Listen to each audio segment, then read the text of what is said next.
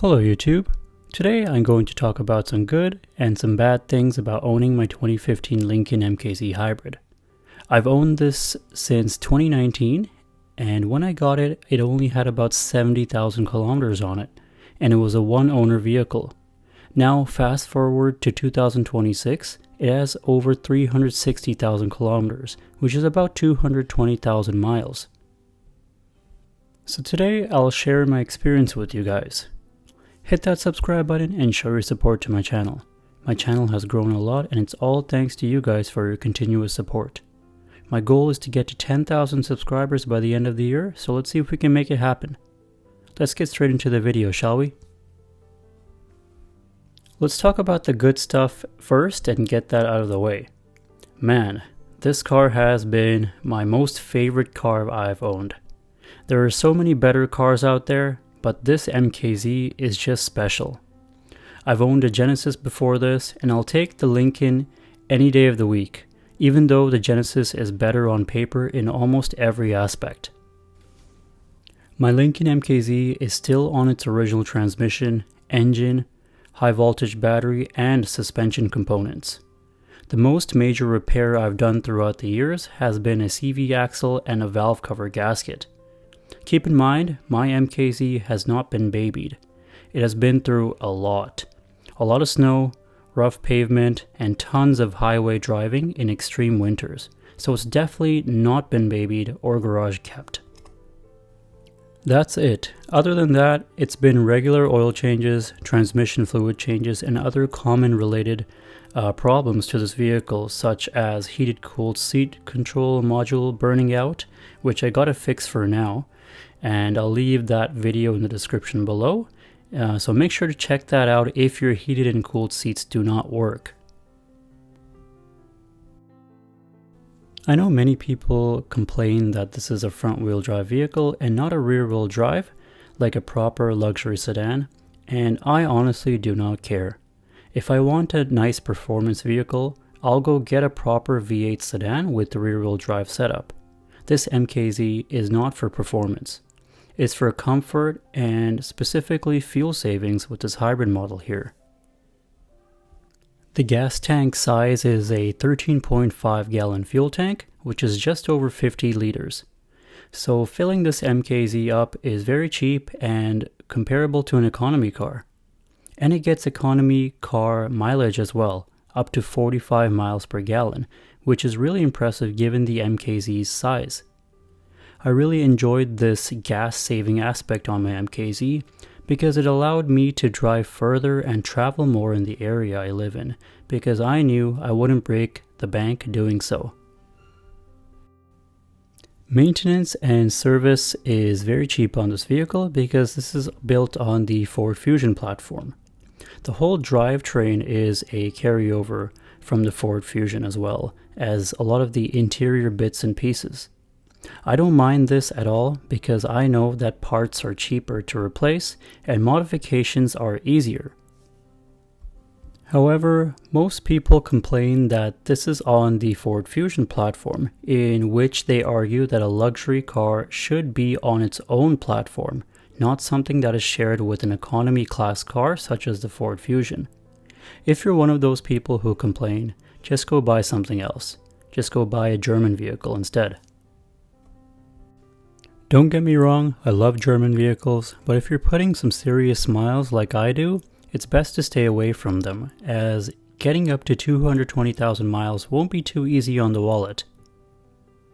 Anyways, talking about the exterior of the Lincoln MKZ, I love staring at this vehicle. It's a lovely design inside and out, but it's not for everyone. Most people look for an aggressive, sporty design, which is why they tend to go for Germans and Japanese sedans.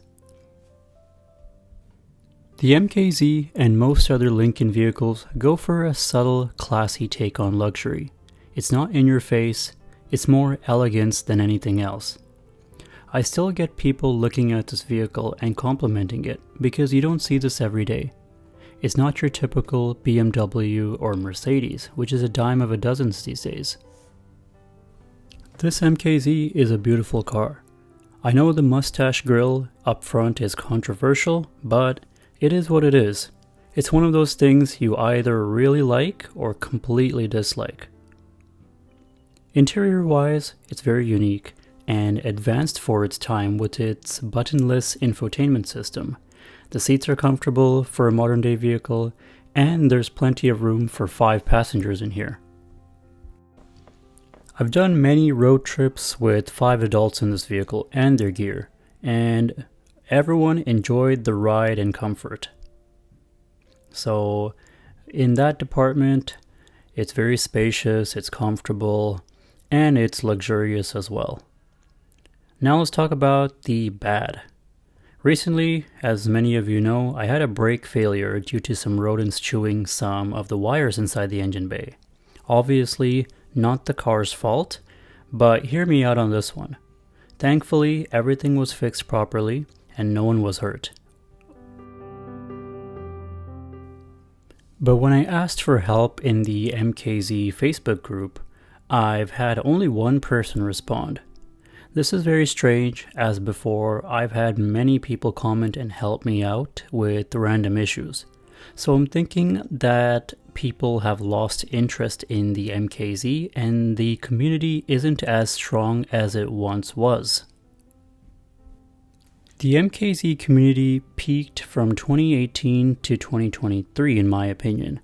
After that, a lot of newer vehicles have entered the market, shining less light on the MKZ.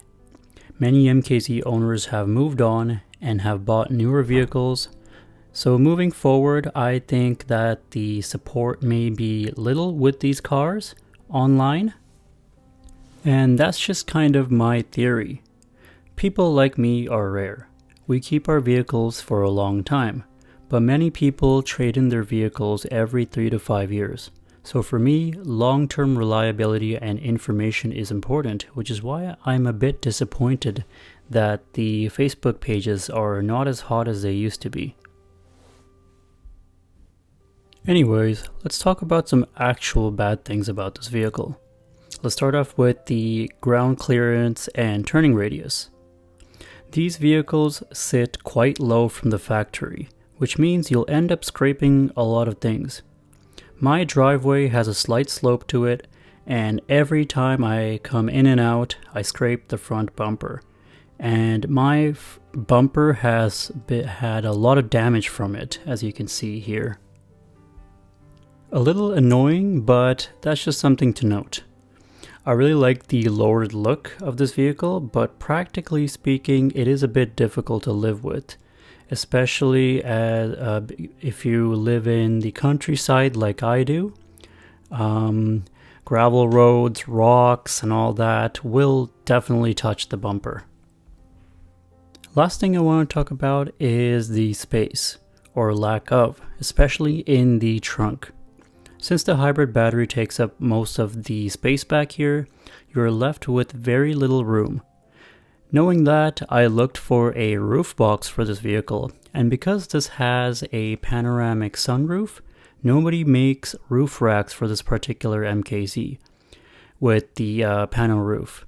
All other models without the panoramic roof has racks and boxes available, but not this, which kind of limits me to take this vehicle on a long road trip, especially with 5 adults. Because I need that extra space and I can't get it anywhere else because there's no company that makes any roof racks or have boxes for this particular MKZ. But honestly, I love this sunroof, but practically it does hurt a little bit. That's going to be it for today's video, folks. Hope you all enjoyed, and let me know what you guys think about the Lincoln MKZ and share your experience. See you all next time.